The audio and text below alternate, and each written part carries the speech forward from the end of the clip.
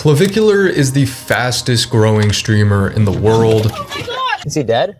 But 99% of his audience isn't even from his own streams. It's all thanks to one extremely effective strategy that is becoming the new meta of social media. My name's Salty. I've worked alongside the biggest creators in the world, been a full-time creator for over a decade now, and today I wanted to break down the exact playbook that Clavicular is using and a lot of other creators are using to go mega viral. I want to cover literally everything about this subject so you yourself can utilize this strategy. So basically, a lot of you guys have probably heard of this strategy that is called clipping. A creator by the name Devin Nash actually did a deep dive into the Clavicular framework and exactly what he's doing. Literally, that you can promote anybody. You can promote anybody to the top in the world. It doesn't matter. What most people think about the creator economy and how it exists these days is no longer true. And apparently, if I remember this correctly, he has like an army of 1,000 plus clippers, clipping all sorts of his content, posting them on, Twitter, TikTok, all the social medias. Like, you can just not escape his clips, seriously. And they actually don't just get paid from the ad revenue from their own videos or the own clips that they post. They actually get paid a fixed rate per 1,000 views. And I know, a lot of other big creators are jumping on this as well, like Mrbeast. So they're basically paying people to clip their content and just post it everywhere and bring a bunch of traffic to themselves. Now, obviously, many of you watching don't have the resources for that. So I wanted to kind of tailor this towards the average person, how you can utilize this sort of strategy for yourself and get a lot of views and a lot of traffic from it. And I'm gonna break down why this works for some people, but not other people. All of the ins and out, all of the strategy, all of the little nuance that you probably don't pick up on. Because one of the big factors of why clipping works for people like Clavicular, people like Mrbeast, these really big creators, is that there's innate demand for these people and content revolving around them. And you watching right now probably don't have that innate demand. People just don't care about you. So, clips about you aren't going to do well. So what can you do right now as a smaller creator or a brand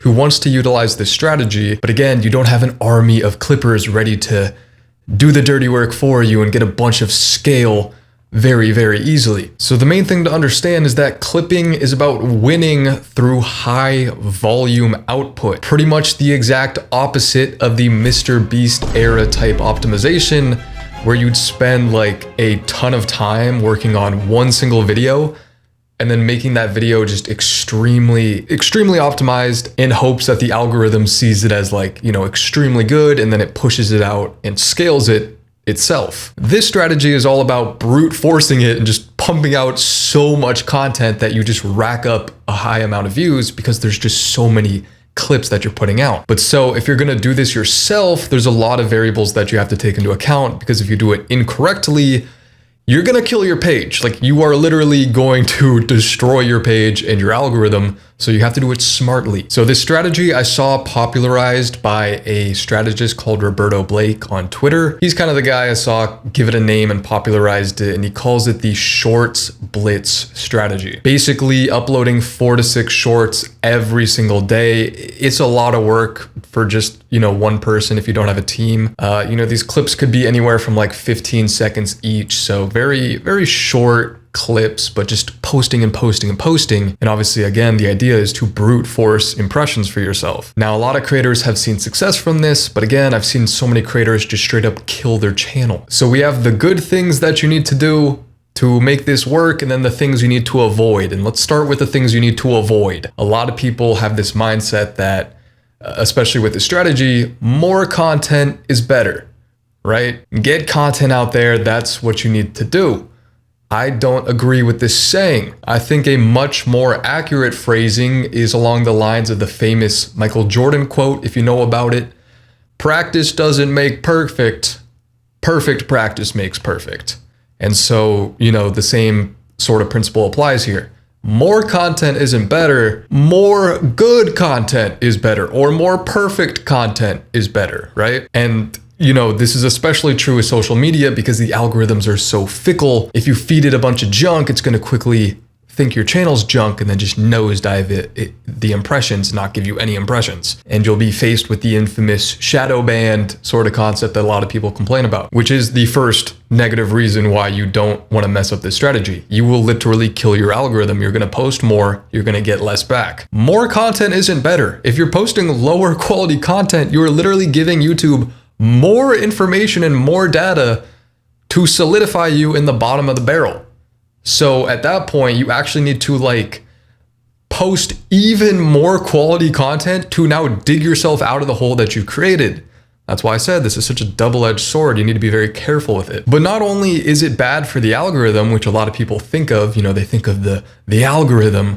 A lot of people don't think of the actual audience, the actual person like you watching this video. Like, believe it or not, actual human beings watch this content, watch these videos. So you need to think of it actually like that. So one of the best things for me, and that I always tell people, is to like think of your own viewing habits. Think of how you watch videos on YouTube and how you interact with social media. That's how you need to think of your viewers. So I want you to consider 2 of your viewing habits yourself. The first example is pretty simple. Let's say you watch something and it's your first time ever watching this creator. So you go into it with a completely blank slate. You have no bias, you have no time spent with the creator. You literally, it's your first impression of them.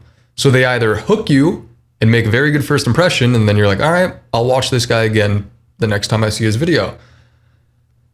Or you don't, and the video's trash, you don't like them, you don't vibe with them, and you either click off instantly right then, and the algorithm just never shows you the video again or another video from that creator, or it'll show you another video from that creator and you just skip it because you already know you don't want to watch it again. So at this point, your first impression was so bad, you have effectively lost that viewer forever. So that's why putting out quality content is so important. Now, secondly, let's say it's a creator that you actually do watch on occasion. Maybe you even watch this creator like a bunch and you really, really vibe with them. You really mess with their content. You love the stuff they put out. And then let's say they start posting videos that aren't your cup of tea. Maybe, the topic isn't really relatable to you, or the quality is just very subpar compared to what they usually post.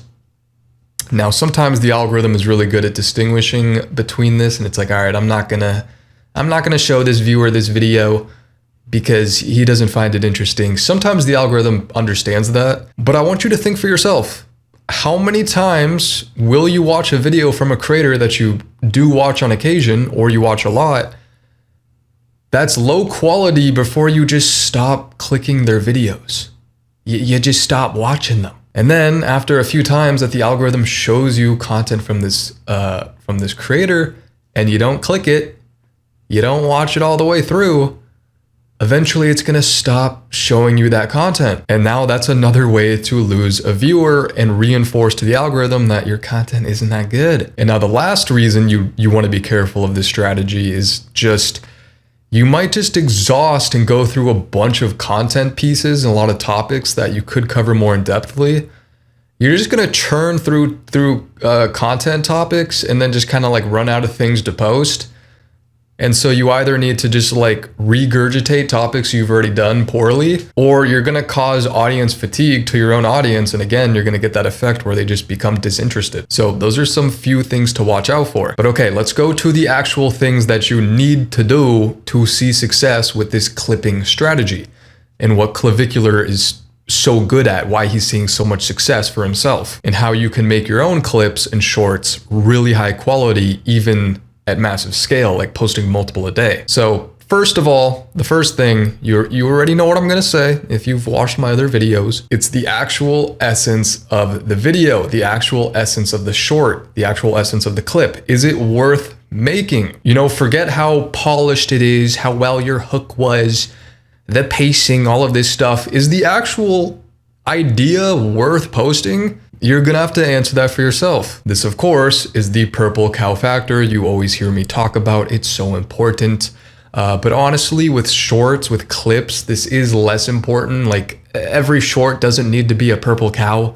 That's pretty unrealistic to expect everything to be just amazing. So it isn't necessary, and I'm gonna show you like strategies that you should do instead and think about instead of just hyper focusing on purple cow. That being said, if your clip is a purple cow, that makes it way better, and I'll explain like why a bunch of Clavicular's clips are purple cows so you get a better understanding. Like, if you've seen a bunch of Clavicular shorts, you know that most of it is like so bizarre that you've never thought about it, you've never seen it, you've never seen an influencer talk about it with such conviction.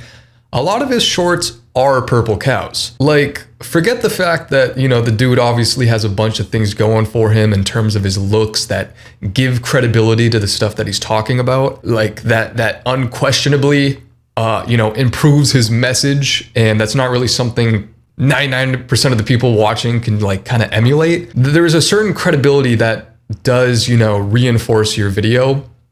For example, me talking about this stuff right now, I have millions of subscribers, not on this channel, but like I've been around the block. That adds credibility to what I'm talking about, regardless of what I'm saying is like true and accurate, which it is. But it adds that credibility. And similarly, if you're looking at stuff like, you know, fitness, which I'll use as an example in this video, you know, like if the guy you're getting fitness advice from on a YouTube short, you're scrolling, and it's a dude from My 600 Pound Life, you're not gonna really take it that seriously, right? You're gonna eye roll. It just doesn't land as well. Same with pickleball, which I'm getting into right now.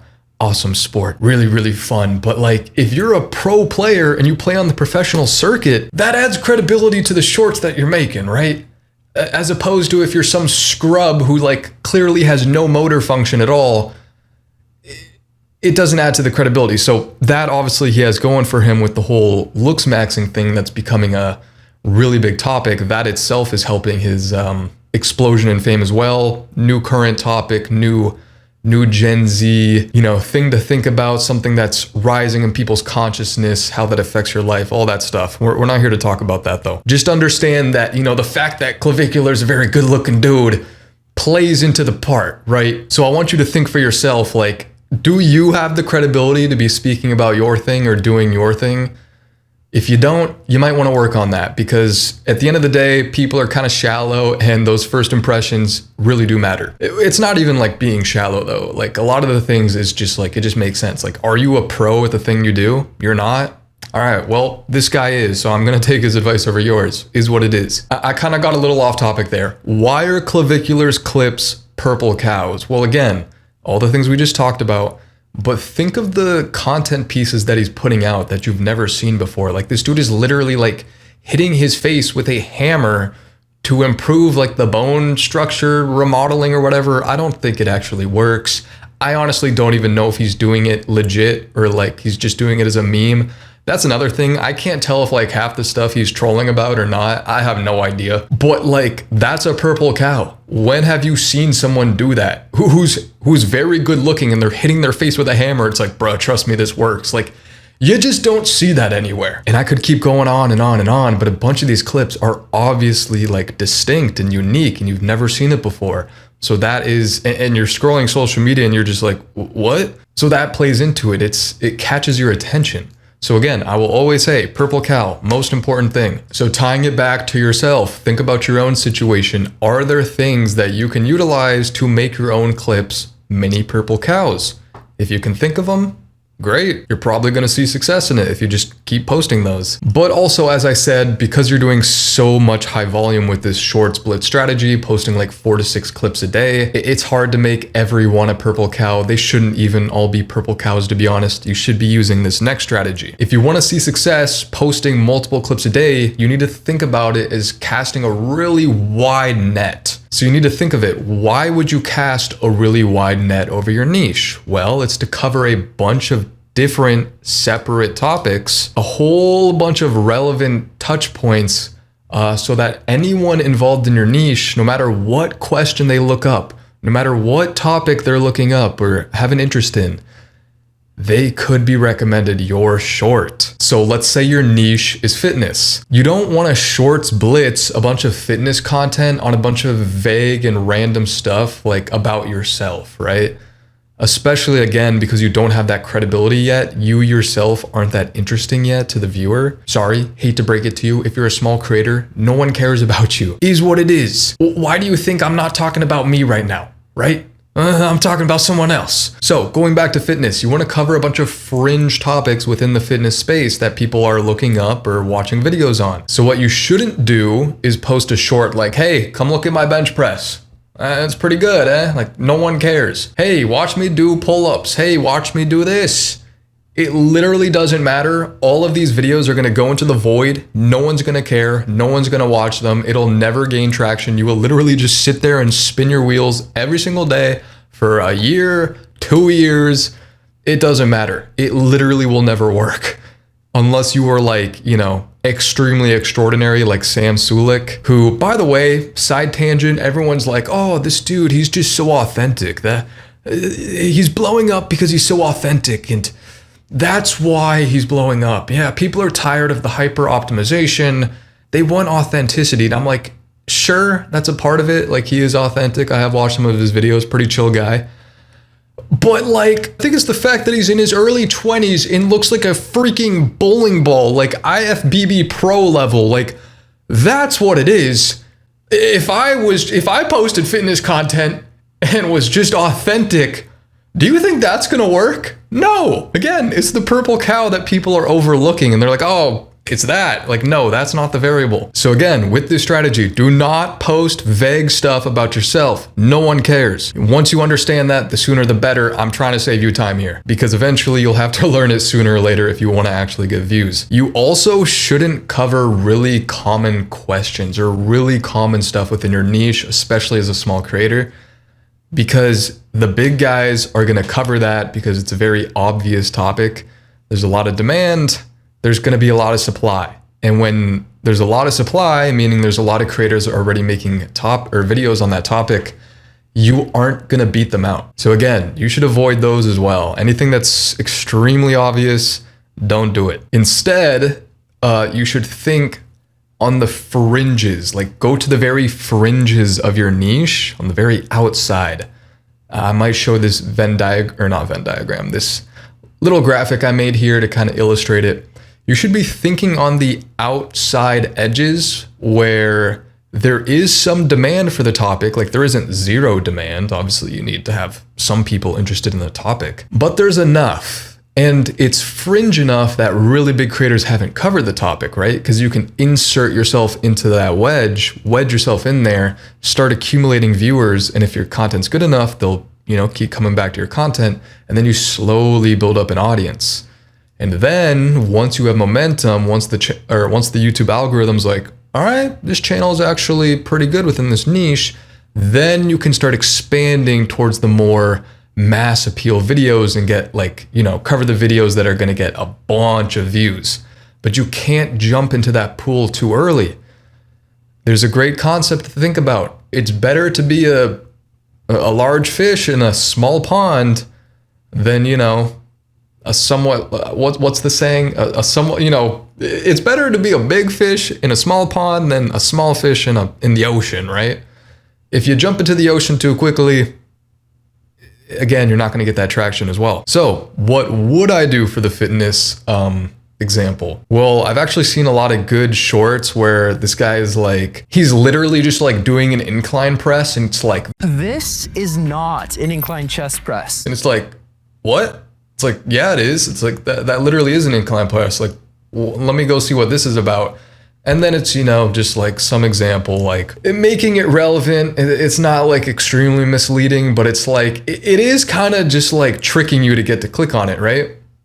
So that's a pretty good example. And, that hasn't really been tapped into. It's pretty smart. But also, you could cover things like the best creatine supplement or the best type of supplement that's kind of on the fringe. Or maybe Mike Menser's best piece of advice, kind of trend jacking the fact that a lot of people like watching Mike Menser stuff. And because they watch a bunch of Mike Menser stuff, eventually your short might pop up.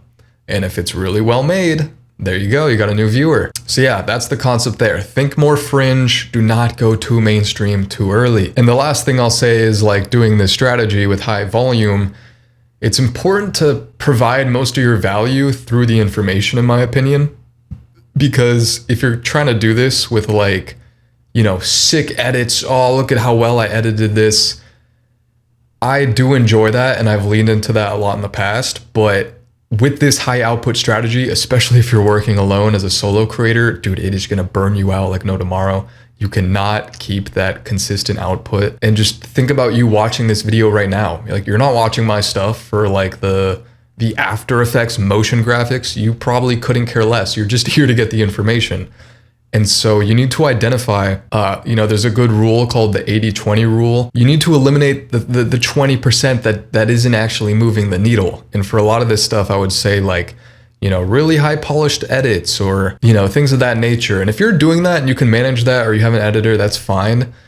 Go for it. It does make your video higher quality. And if you like, you know, if you're scaling and you want to keep upping the quality of your video, go for it. But you need to identify what actually moves the needle and what actually is important for your shorts. And when we're talking about high volume shorts, the information is going to be the big bulk of that. Like, the actual information is the value part. And I just want to tie this concept really quickly back to Clavicular and thinking about, did he cast a really big net with his content? I would say yes. You know, his niche, and I'm going to talk about this next. My next thing I'm going to talk about is the concept of a niche and how to understand your niche, because I think that's important. But his niche was obviously like looks maxing, this new really fast growing trend. He did the bone smashing clips. He did like talking about being on TRT at like 16, I think it was. Crazy, by the way. Don't do that. Not worth it, boys. Not worth it.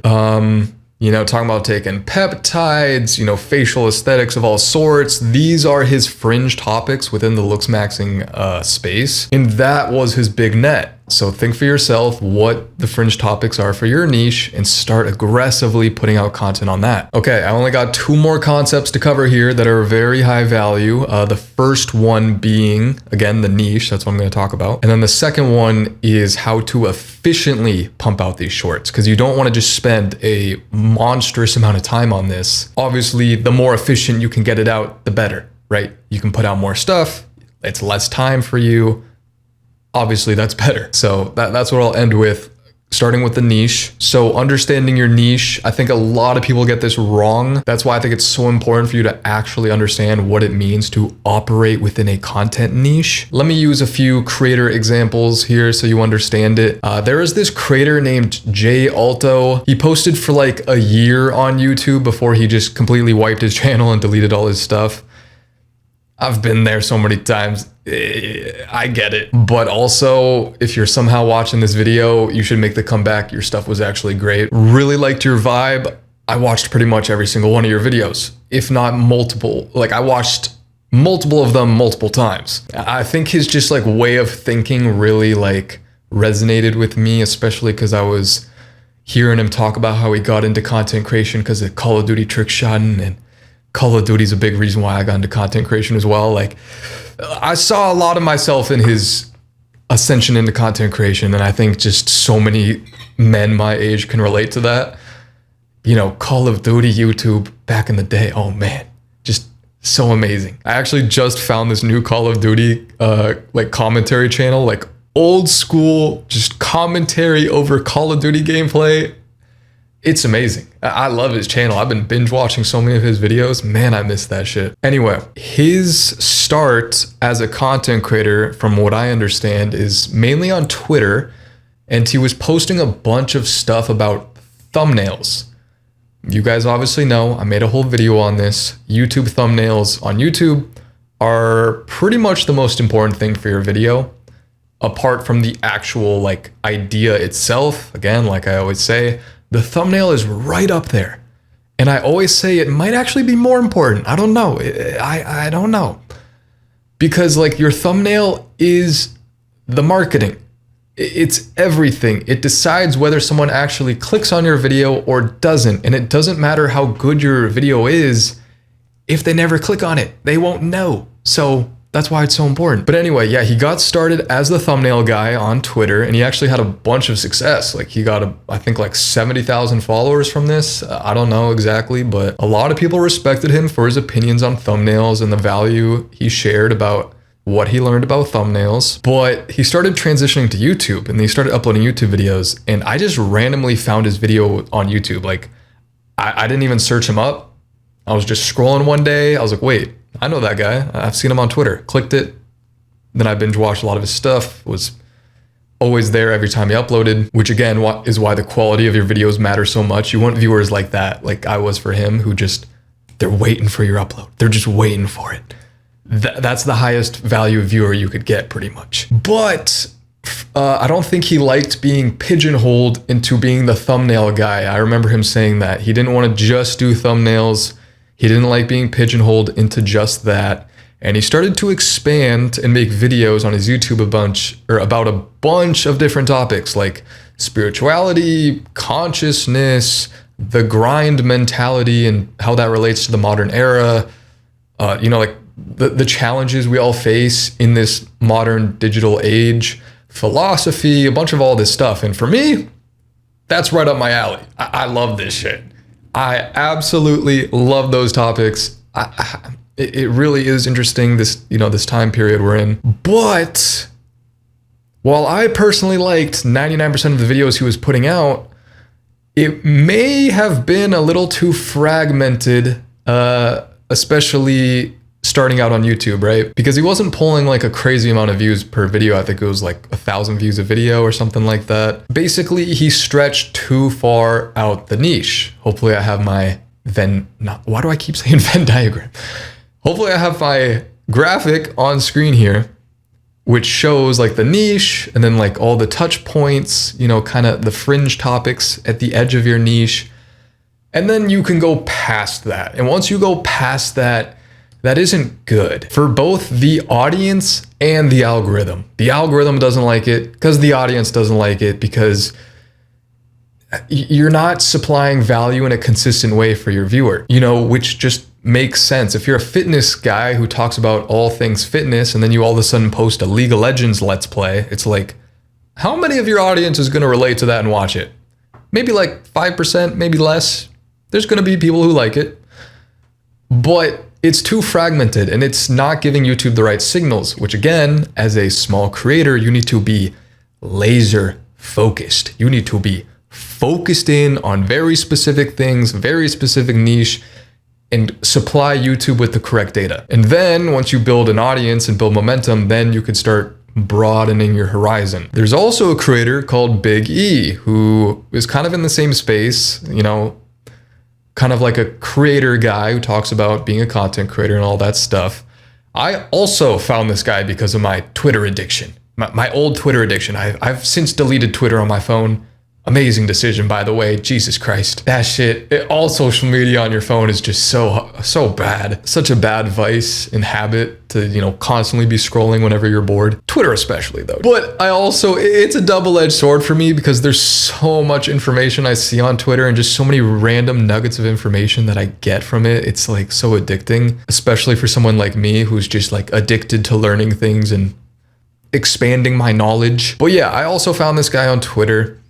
Through a mutual friend. I heard about him, and then randomly again, I'm scrolling on YouTube. They're connected, by the way. I know they're listening, and I know they're analyzing what I'm watching, bro. They ain't tricking me. But yeah, I just saw his video on YouTube, and I was like, oh yeah, this is this guy. Clicked it, went down the rabbit hole, watch all of his stuff when it comes out. I'm just weird, bro. I don't know. But basically, I heard him say the concept once that he hates the word niche. He hates it. And I think he said something along the lines of like, that he heard himself is that you should be the niche, using Casey Neistat as an example. Now, obviously there's nuance, but I primarily disagree with this position, especially using an outlier like Casey Neistat to like prove your point. And I especially disagree with this as a small creator. You need a niche. Again, even though Casey Neistat is an outlier in this regard, I still think he had his own niche. Like he did New York City content. He kind of did a lot of content for content creators. Like a lot of content creators like to watch him because he kind of talked about this stuff. Filmmaking. He was a filmmaker before this. I'm also a filmmaker. So, I related with a lot of his stuff. I liked watching him. He did a lot of running content. vlogging in general, which I guess is kind of tied into filmmaking. He did stuff on tech and camera gear, which again, tied to filmmaking and creating content. And, you know, drone stuff, again, tied back into it. So you can kind of see like, this is a niche. Even though he did have his like personality sprinkled in there, like I don't think running has much to do with content creation, but I could also make the argument that it does, because I think a lot of creators like myself and people who work in this industry like need that outlet, that like, you know, to take care of your body, improve your energy, and working out and stuff like that is a great way to do so. So I think you'll find a lot of overlap between, you know, people like him and me and working out. They usually go hand in hand. So again, that is a niche.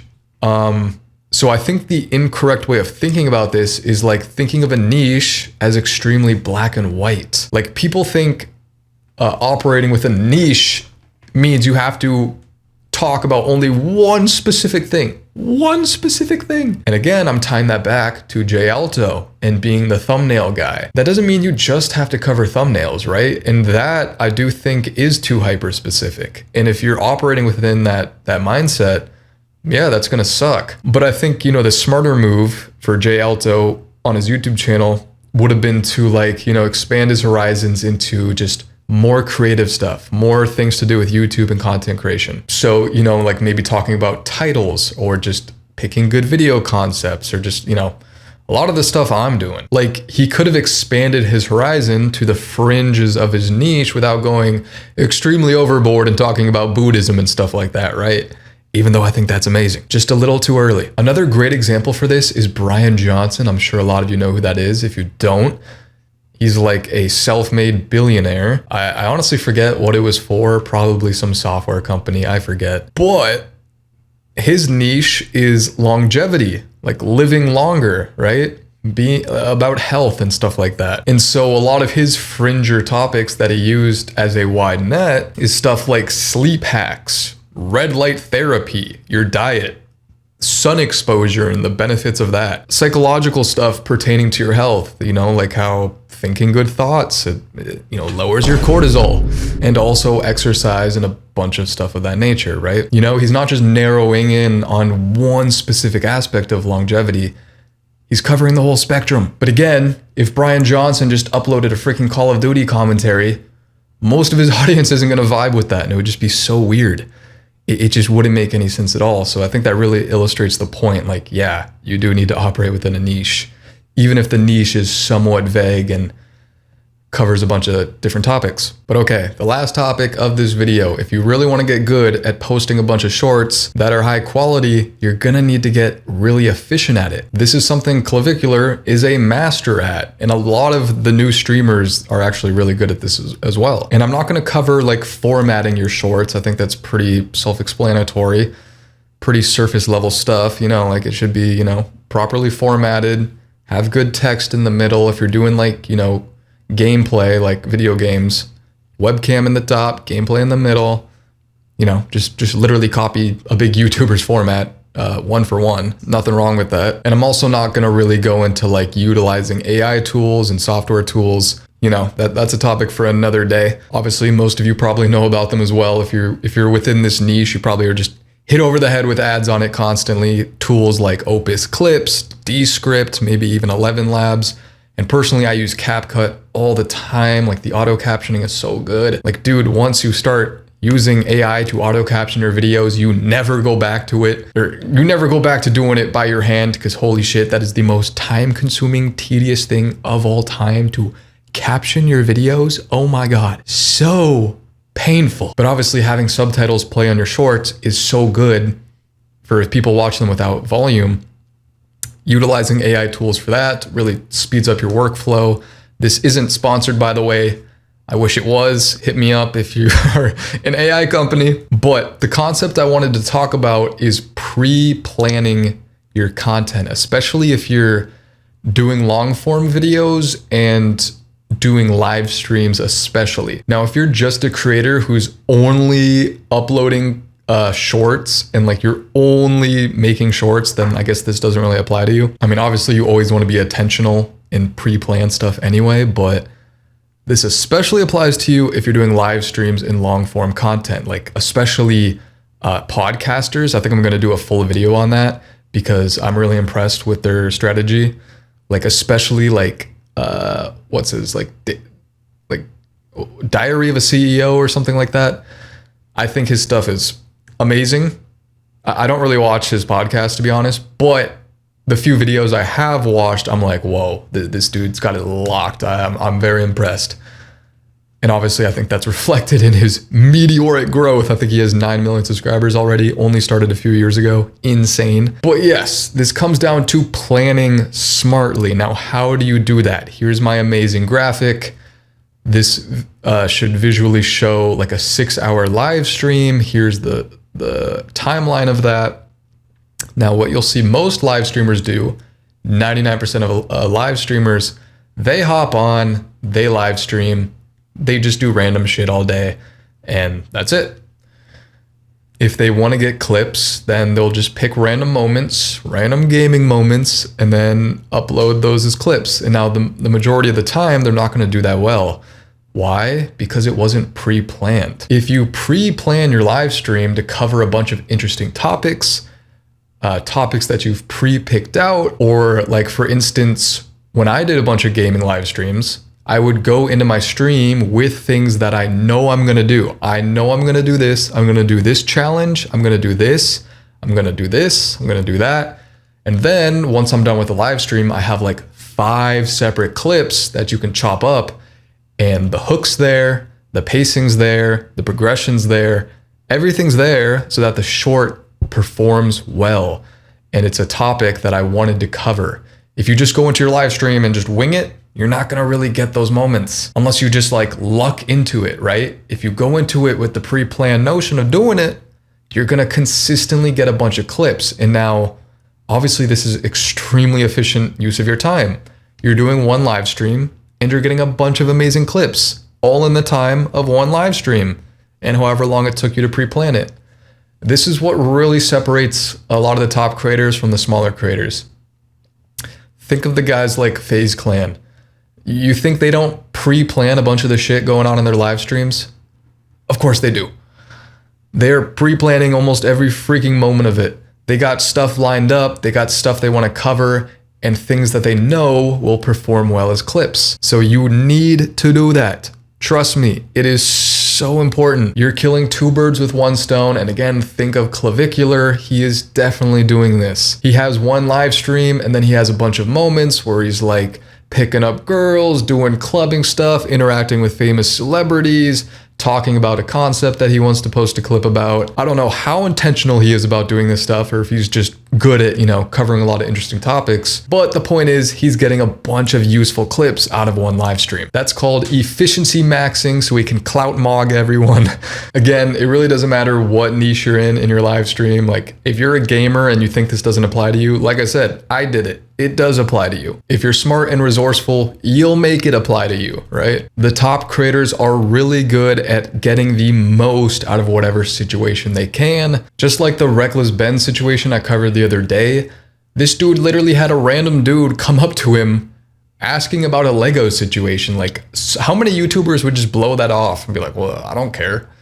He somehow turned it into one of the most viral series of all time on YouTube. And it's now making him super famous and is gonna propel his career to new heights. So if you wanna learn more about that, go watch that video. But yeah, that's pretty much everything I have on being an effective clipper or utilizing the clipping strategy for your own content and channel. Hope you enjoyed. Drop a like and subscribe if you did. I'll see you in my next video.